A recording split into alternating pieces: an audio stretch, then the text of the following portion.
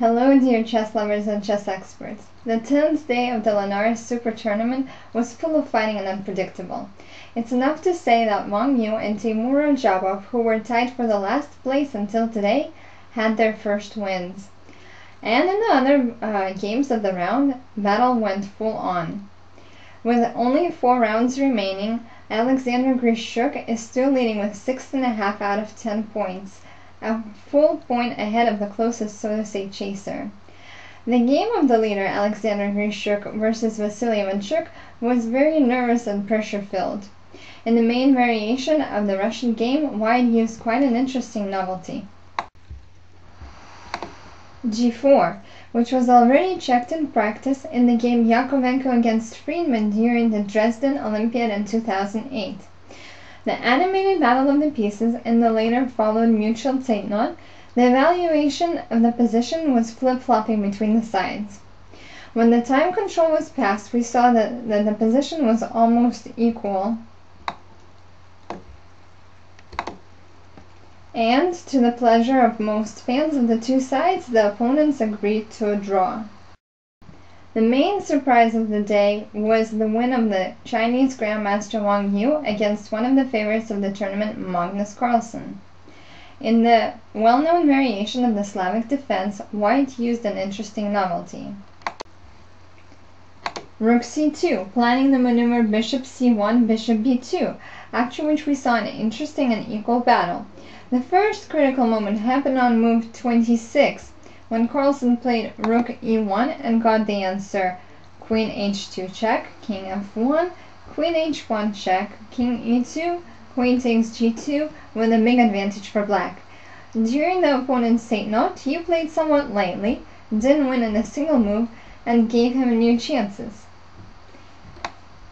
In this position, instead of queen d7 with a good chance for a draw, followed queen d6. Later, the representative from China confidently pushed the advantage for the win. The world champion Vishy Anand can't get out of the drawing swamp. In his game against Lenier Dominguez, we saw the Hungarian variation of the Grunfeld defense. The Cuban was first to use a novelty. Knight g4. The later actions of the opponents were very qualitative. The only moment where Anand could strengthen his game was on move 25. Here, instead of queen d5, he should have played the subtle king g1, so to say untying the pawn f3. But queen d5 followed, and as a result of trades, the equal rook ending ended in peace. Another game that ended with the result was Rajabov-Aronian. In the past tournaments, the Azerbaijani Grandmaster couldn't come up with serious problems for Aronian as white, and today Timur replayed a seemingly unhurried position of the ready debut and got a small advantage, but Aronian's mistakes gave reasons for combination blows. In this position, we saw the effective bishop takes h1, knight c5, knight takes c5, queen takes d6, knight d7, queen takes h6, knight takes b6, a takes b6, queen takes b6. In the result of the forced combination, White won a pawn.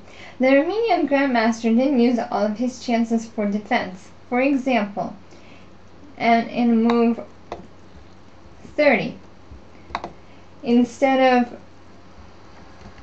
king h7 right here, it was a good idea to move e4 with chances for a draw. Rajabov showed great technique and realized the extra pawn in the rook ending.